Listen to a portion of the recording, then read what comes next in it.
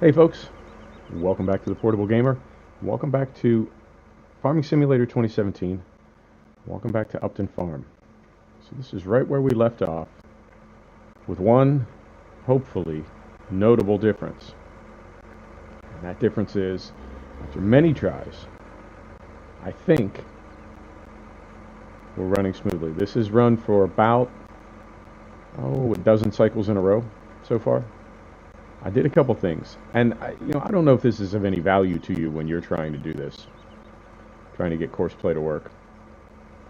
But I did a couple things. One thing that I did was I took the weight off the front, right? It's still, it is what it is. I took the weight off the front, and that let us get a little closer to the hopper. I also reset the course, and in fact I'll let it roll through one time and then I'll show you where how I did it differently. And essentially what I did was I set the start and end points so that it didn't need to make any real course corrections right in this area right here, and that let it get through this narrow gap moving this way, and then of course from the other side, right, when it's over here, then it's just kind of a straight shot all the way back. So it has been running smoothly, and I don't know. I got a little pissy at the end of the previous episode, and I talked to a couple folks about it on this end. Like I said, I joke about my team, my YouTube team. I've got 80 some videos and 14 subscribers at the moment. So it's kind of a joke when I say, I've got a team, got a production team on this end, helping me produce content. But I do have some folks that I kind of bounce ideas off of. And I did mention to them, I'm leaving in the fail. And when I left in the fail from the previous Farm Sim episode, the fail, I don't rage quit. I don't, but I do get a little pissy. And so my question to them was, oi, tick, tick, tick, tick, tick. Frame rate stays good. I'm not sure where that tearing is coming from.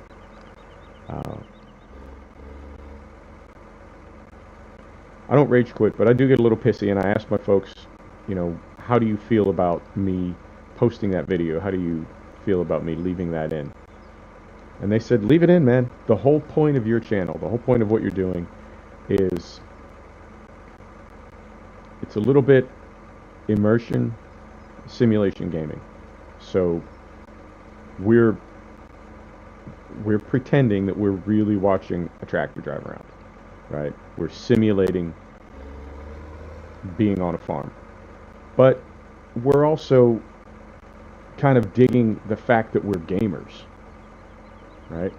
So that's why, like, if I wanted to be 100% immersive, I wouldn't mention, like previous episode, showing how to get courseplay set up. That pulls you out of the immersion when you turn courseplay on and you get the blue stripe with the orange cones on it. That's not very immersive. So there are two parts to the channel. One part is the simulation that we're participating in, and the other part is gaming and everything that goes along with it. And everything that goes along with it are things like mods.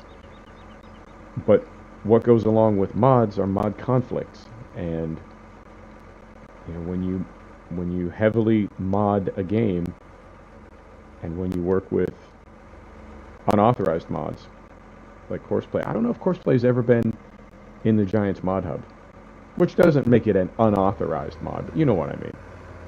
It's Courseplay is very problematic. Let me show you the course that we laid in, and you'll see where I put those waypoints. So essentially, let me back out a little bit, which I can't do while that is there. There we go. Right? So I made it just one smooth, unbroken curve from all the way back there, through the gap, and all the way around. And that seems to have helped. So yeah, I did leave. I left the fail in. I posted the episode. I left my little hissy fit in. It was, to be fair, I hope it was pretty. I got a little sarcastic at the end, but I wasn't. Hopefully, wasn't being too much of an ass. But to me, that's part of gaming, and you know, if you're playing Madden with your buddies, you know there are times when you fight that break. You know there's times when there's times when you dunk. I guess there's not a lot of dunking in Madden. Let's just pretend I said that. You, what do you call it? You spike the ball. You know there's times when you score on your buddy, and you do the replay over and over. You do that thing where you just play like the same 3 frames of the replay back and forth. Like, this is where I put a move on you. This is where I got away from you. Right there, right there. And you just make them watch it over and over till they throw down their controller and storm out of the room. You know there are times when you do that, and you know there are times when you don't. And you know there are times when that's really funny, and you know there are times when it's not. Like, you know that you can piss off your friends, and the more angry they get, and the more they keep telling you, like, hey man, I'm really starting to get irritated. You know there's some days where you're like, oh, I'm sorry man, I'll knock it off. And there's other days where you're like, good man, that's what I'm going for. So, I guess, you know, being frustrated, being upset, having a hissy fit, I guess that's all part of gaming. So, if the channel has 2 sides, one side is the simulation gaming and the other side is seeing me as a gamer, then, you know, you get to see that.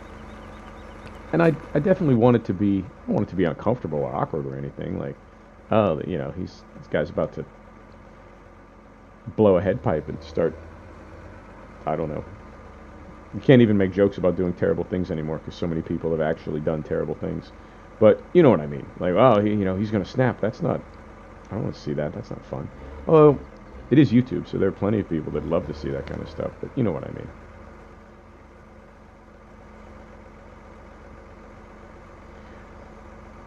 The deal is I'll leave in the fail. And the end of the last Farm Simulator episode was definitely some fail. Right. I think we can trust this. I think we can leave. So, here's what else is going on. If we look at the map, I thought, because it's fall, I thought we had stuff to harvest. But if you look, all of our arable fields are green. There's nothing available to harvest yet. And if we go here, it says that, like, we have wheat in, we have canola in, we have soybeans in. It says they all can be harvested. But I guess when we planted them, I mean, it's harvest season, but they ain't ready to harvest. They're just not ripe yet. So that gives us a day to let this process continue, right? And we'll get all the... We're going to have to get fuel at some point. Do that right now? Should we? Yeah, maybe we will. So we don't have to interrupt. Right. So let's stop. And you know what? We don't even need this. Let's leave this right here.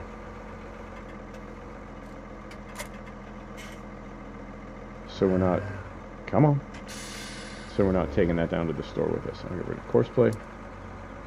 Can I get past? Yeah, I think I can get past. Yeah, I sure can. So we'll take this down and fill up.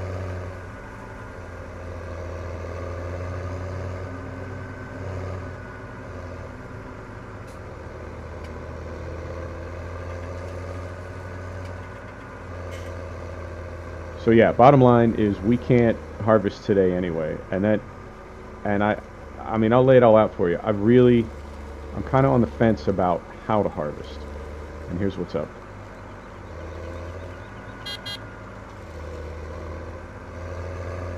I don't know what's going to come in first.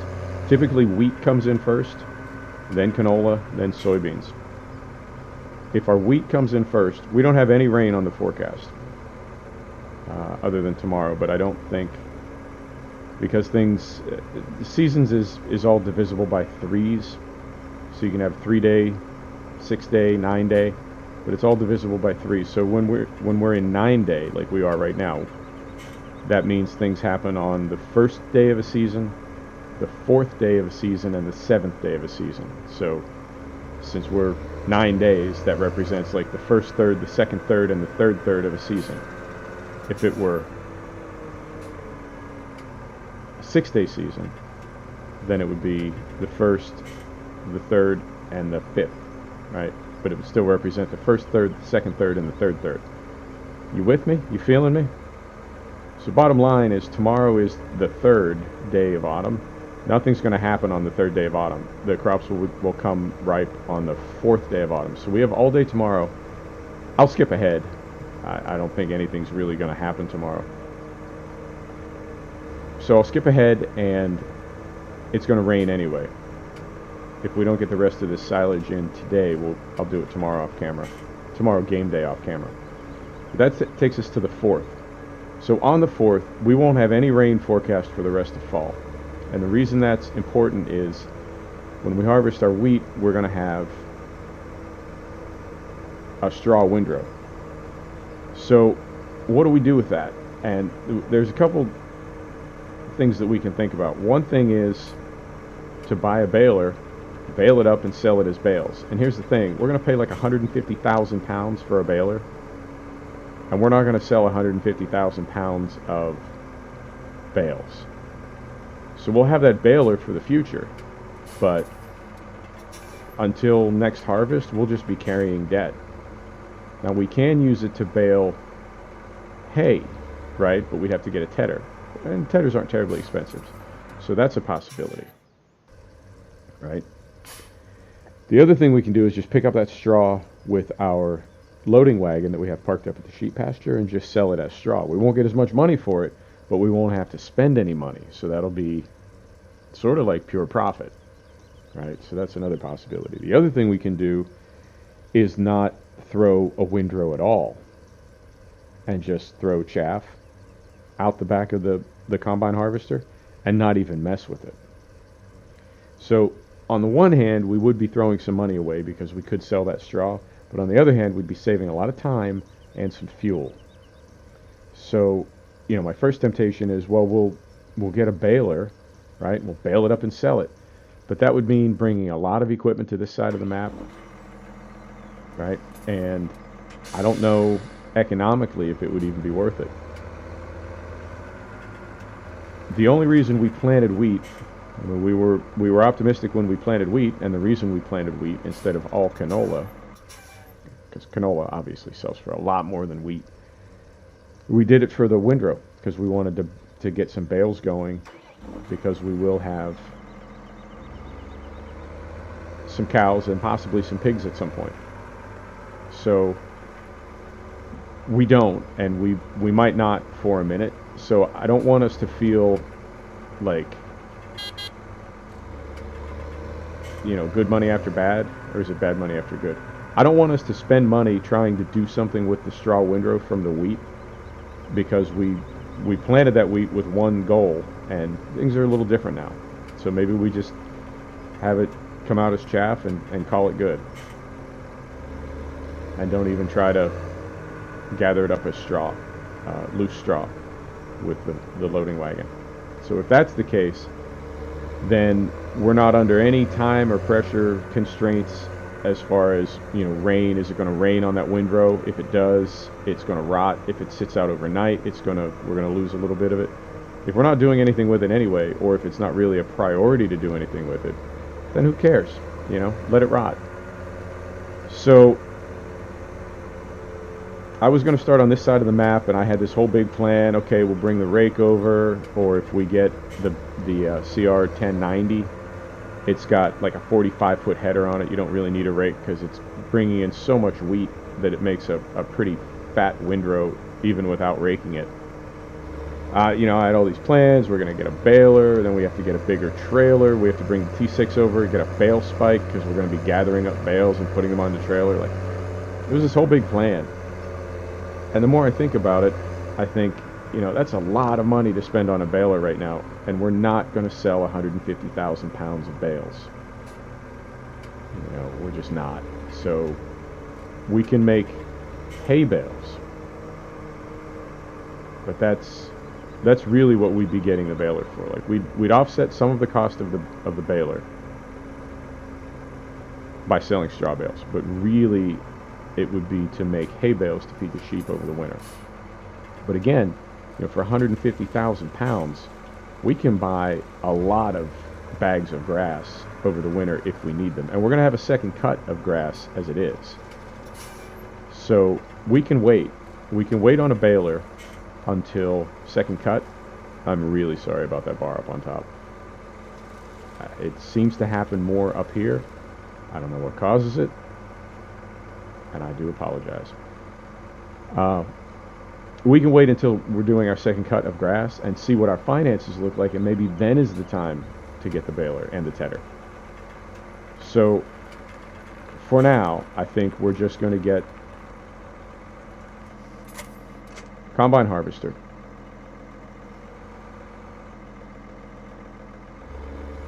and a tipper. And I think I know the tipper I'm going to get. So we're going to need to spend quite a bit on that combine harvester. It is going to be expensive. And I don't want to get the TC90. And the reason is, I don't think we're going to have time with that 20-foot header. I don't know that we're going to have time to harvest all the crops that we have, because we lost yesterday, first day of autumn. Today, second day of autumn. We're going to lose tomorrow, third day of autumn. That's going to give us 6 days to harvest. It's doable, but I would hate to leave, $100,000 worth of crop in the field because we ran out of time. So we'll see. We have a minute to think about it. Right. So the reason I brought this over is we are going to spread fertilizer on our grass fields on this side of the map.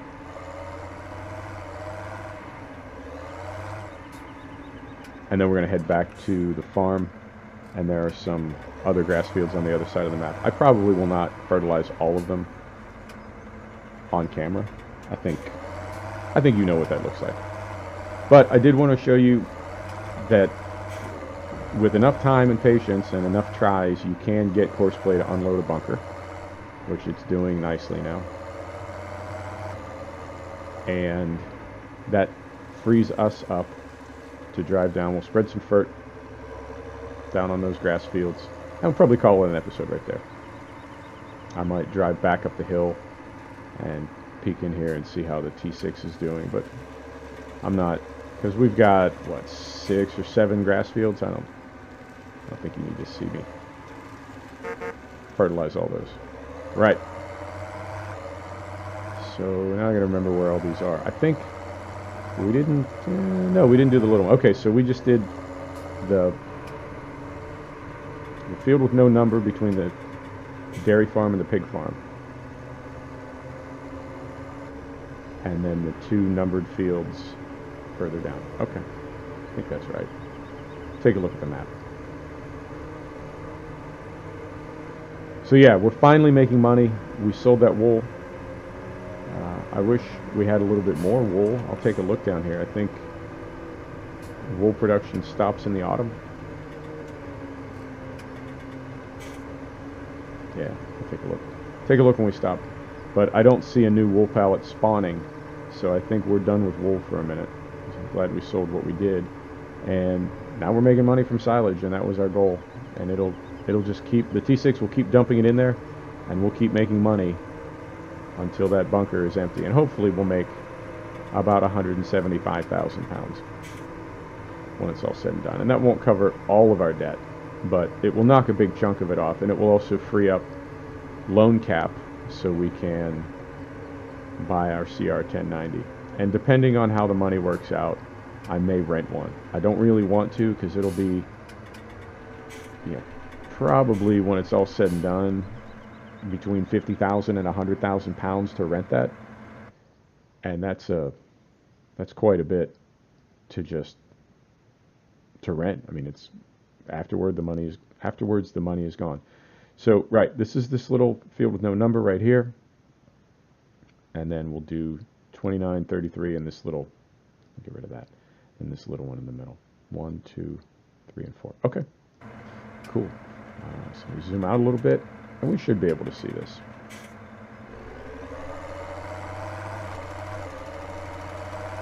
Yep, see that pretty well. Pretty well. Now the other thing is I'll monitor. We were getting 1,500 pounds on our first few buckets of silage, and we're down to about 1,400 pounds, which is what? That's a 7% drop. When we get down to 1,350, that'll be 10% off peak, and what I'll probably do is pause it there, and we'll have to reassess. You know, what do we need more? Do we just need revenue, or do we need that full $500 pounds per ton, right? Are we willing to sell it for less just to keep the revenue coming in and keep chipping away at that bank loan, or do we want to hold out, maybe wait a day or two and come back for a higher price? We'll see. Right. So there's one done quick enough.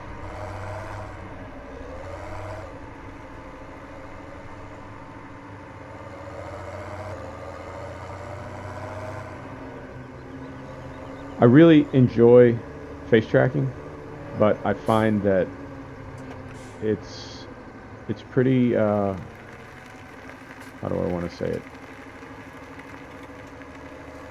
You sort of need to be in the mood for it, because it does require me to sit in a specific position and to sit kind of still. And even with, I feel like I've made progress on the curves. I know things can always be, yeah, almost missed it. Things can always be improved. I know that. But I feel like the curves are in a pretty good place. But it's still, just for me, I'm sure it would be fine. But I'm mindful of the fact that when the camera bounces around, it can be pretty annoying. And also, I know some people, it can make them kind of seasick. So, yeah, it's off right now.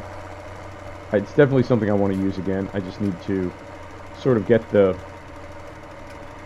I don't know, get the details all sorted out. And everything. I mean, everything that we're doing with the channel right now, I've got a new workflow right now. And we went from, when we started with OBS going straight up to YouTube. And then we switched to Shadowplay, going straight up to YouTube. And then we went to Shadowplay going into Shotcut, going up to YouTube. And then it became Shadowplay into DaVinci Resolve up to YouTube. And now it's Shadowplay into Handbrake to stabilize the bitrate and the frame rate, and then that file is going into DaVinci Resolve. So it's, you know, we went from 30 FPS to 60. I'm pretty sure I'm going to be getting a microphone in the next week or 10 days. A good professional production microphone. The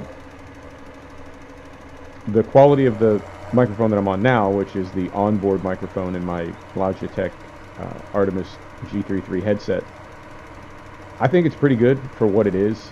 It's a gaming headset. It's not a professional recording headset. So I think the quality is all right, but I know, well, I need a compressor and a limiter for one thing. I've noticed that I can barely raise my voice and have any reaction to anything at all. If my voice goes up in volume at all, it starts to distort. So, you know, there's two ways you can fix that. One is you dial your limits down so low that your voice never distorts. But then if you say anything softly, if you speak, you know, with a low voice, a low volume, then it just cuts out. All it sounds like is mumbling. So I want to get a compressor and limiter and, you know, kind of stabilize the levels. And if I'm going to do that, I may as well get a professional microphone. And I think I can't pull out and there's no way to really pull the signal out, at least that I've found, from something like this, the headset in this, the microphone in this Artemis headset. You can't really isolate it. It's not a microphone. It's sort of a component of a headset. So yeah, but all those little details, and again, you know, when I put my first video up, whatever, 6 weeks ago, a couple months ago, well, starting a little early there. There we go. There's like what do you call it? Not a temptation, but you know, it's, you get sort of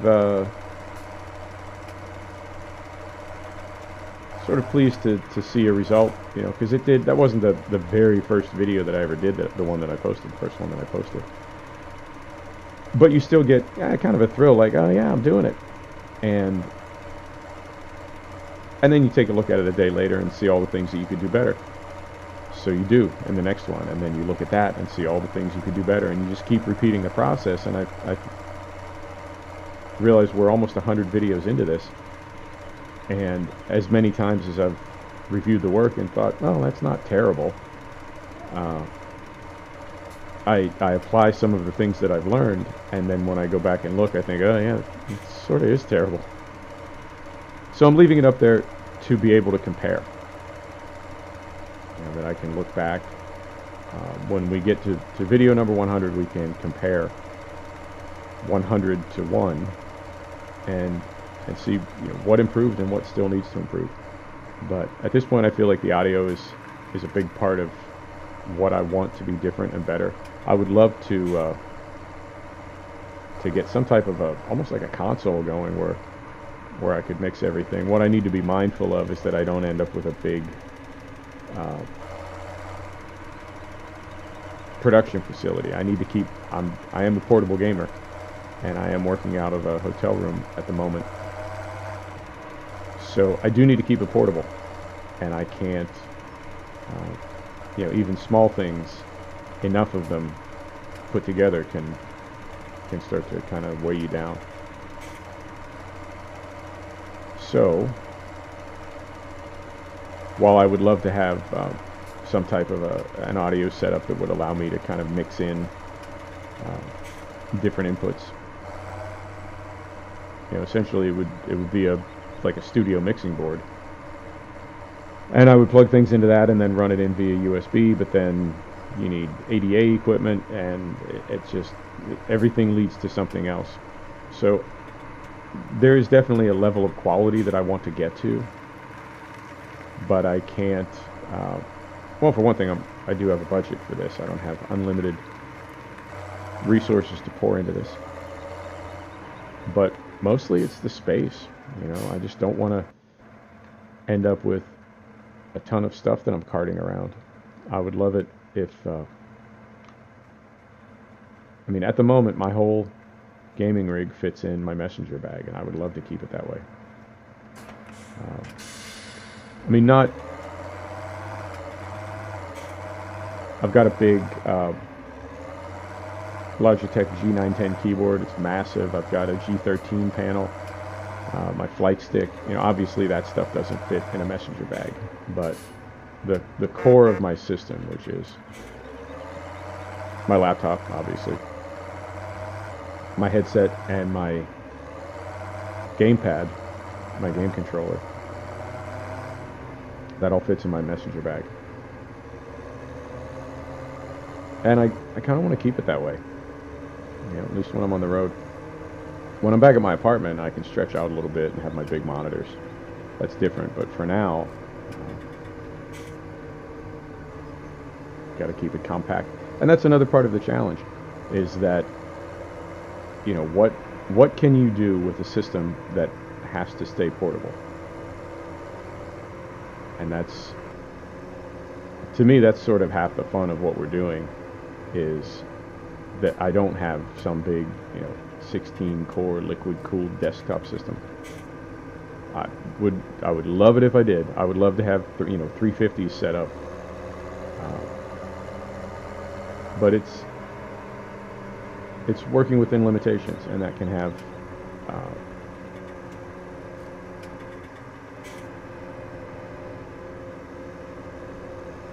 its own appeal.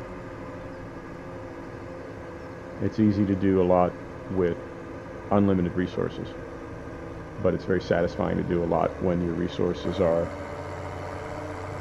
either practically limited, or if you apply a limitation to them yourself. Like if you say, you know, we're going on vacation, we're going to Hawaii, and we're only each going to take one carry-on bag, one 22-inch carry-on bag.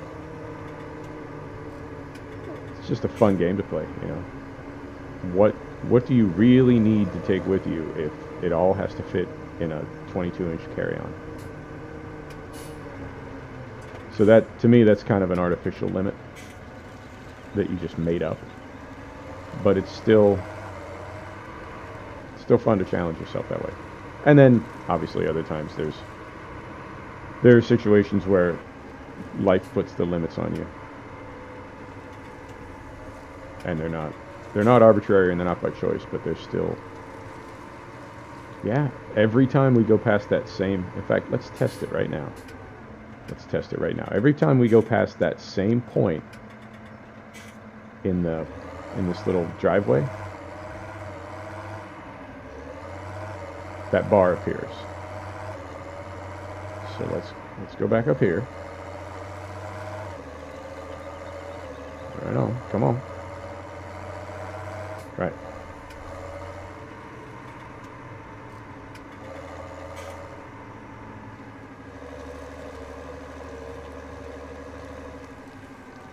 Right.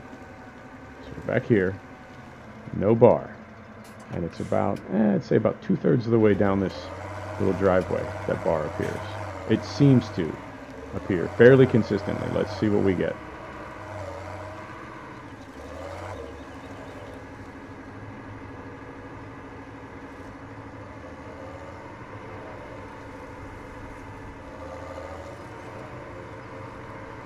Aha. Nope, there it is. Okay. So, I wonder if it's a texture or something. I don't know, man. I don't know. I was joking last time. I'm really looking forward to FS19, and I swear I'm going to have a little ceremony where I like pop the cork on a bottle of champagne and just uninstall this game and delete every single mod that I have and start over. Done with you. Right. So let's go pay a little debt. Let's repay 25,000. Ah. Okay. Cool. So we're bringing down our debt. And how much do we have left in here? 267 tons, which is about 130 grand. So, quick math. We owe 210. If we pay off 130, that'll leave us, what, 80,000 in debt. Well, it's better than 240. Or what did we get up to? I think our maximum, we were about 250. Right. Folks, thank you so much for stopping to check out The Portable Gamer. Thanks for joining us for another episode of Farming Simulator 2017 on Upton Farm. We'll see you next time. Take care now.